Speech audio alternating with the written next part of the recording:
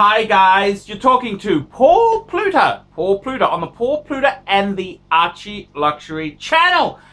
And today I want to say Rolex is not for the common man.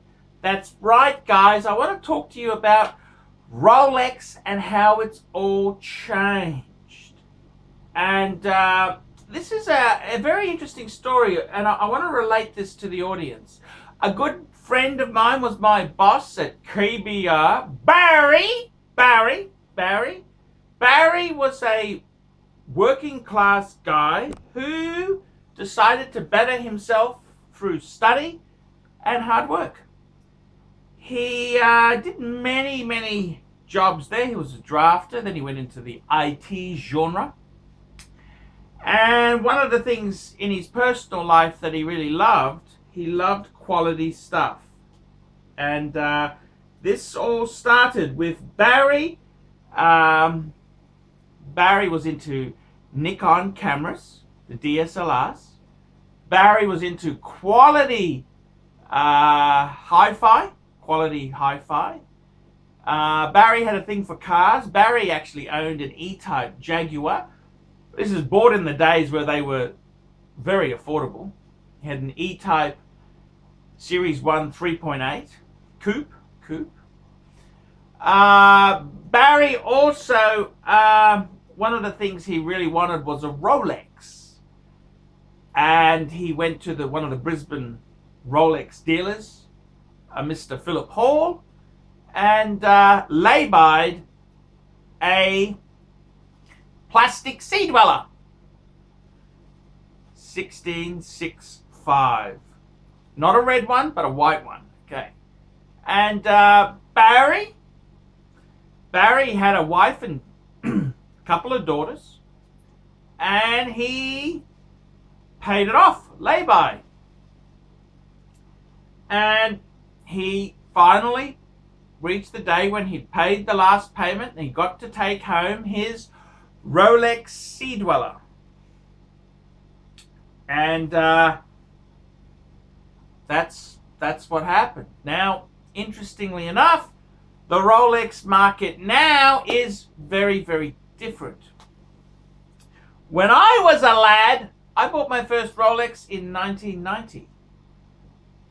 An L serial number 1016 Explorer 2.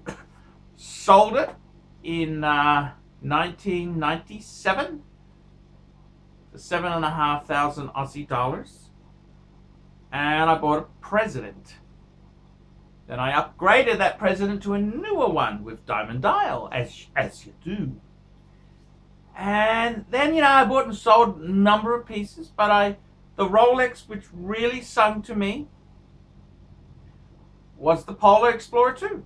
I thought that was just absolutely beautiful.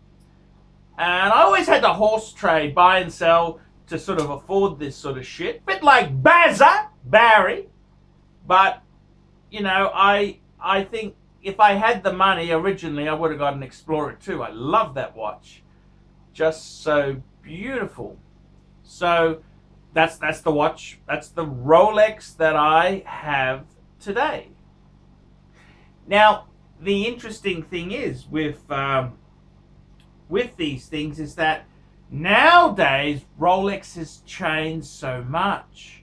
See, when I was a lad, early 90s, the Rolex dealer had stock of virtually everything. Okay, the Daytonas were in short supply. Okay. But that was basically it. Everything else you could get eventually. Nowadays, they won't even put your name onto a waiting list. I had a good fan of the channel, Michael in Sydney. He bought a two-tone Daytona white dial from Swiss Concept, and then he put his name down for either a Hulk or a no-date sub, and they told him he'd be waiting a long time and maybe try somewhere else. Can you believe this? This guy bought a Daytona, a two-tone Daytona, and they told him to try somewhere else. They also told him that if you want any of the razzle dazzle Basil World offerings, there's no point even putting it. We're not even taking names for it because it's oversubscribed. It's a completely different market now. I mean, when I wanted my Rolex, I basically, the biggest problem was funding it. The shop had stocks. If I wanted a seed well, I could have got one instead. I wanted a black dial, I could have got one. If I wanted a no date sub, well, they were very, very unwanted then. I wanted my Explorer 2. That's the one I wanted. The whole Rolex market now is so different. Prices are really, really high. In 1990, I paid for my 1016 $1,575 and I put it on Amex. The guy sold it to me at cost, okay? So it was a good deal, but under 1,600 Aussie dollars. When I bought my Explorer 2, this one, the current one I've got, well, guess what? When I bought this baby here, my friend Brian picked it up in Melbourne for me. It was 5,000 Aussie dollars. 5,000, what's that? 4,000 US, approximately. It was second-hand. I didn't buy new, I buy used. Guess what? You can't get any no-holes case with solid end links. I've got the bracelet as well. This is just humor me. I love the NATO at the moment. I'm going through a NATO phase where I like to fuck around with straps and that. And I gotta tell you, nowadays it's so damn hard to get a Rolex. A Batman, well, my mate Scotty had one. He had to pay a premium from a grey market dealer. He paid over retail. It's a different world. These days now, you can't get stock. Very, very limited stock is available. And I gotta tell you, the whole ball game has changed. Rolex is no longer affordable. In my country, Australia, no date sub, 9,000 Aussie dollars. Batman, 11,000. Hulks. Man, you can't even get your name on a list. They won't even write your name down. The whole Rolex game has changed, man. It's over. It is absolutely over. It's over Red Rover. It's over Red Rover. Do I happy about this? Well, it's kind of a Ponzi scheme. And I gotta be honest with you. Rolex.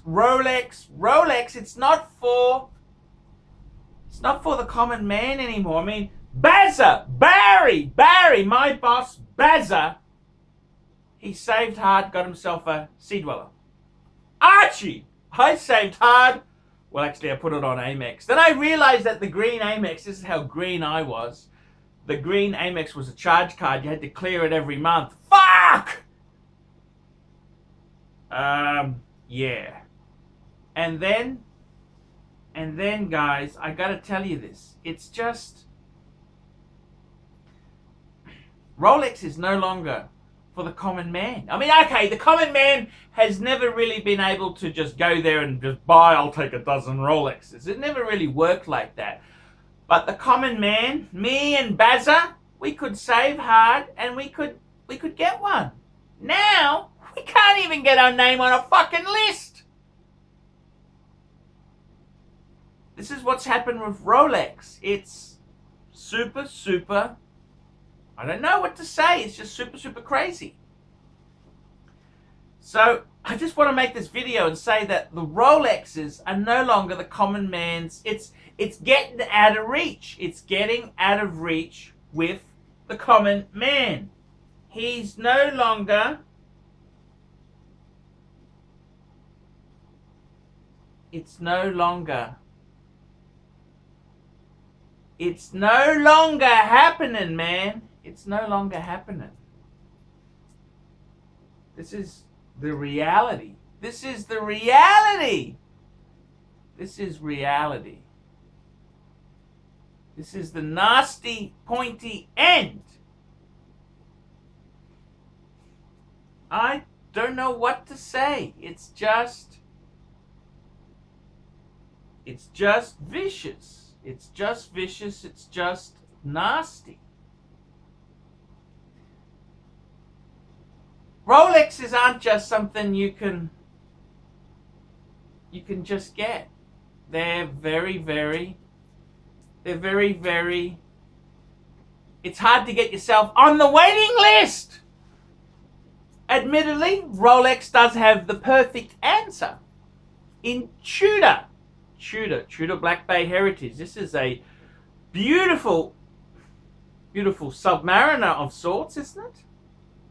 I think this is the perfect Submariner. In-house Rolex movement.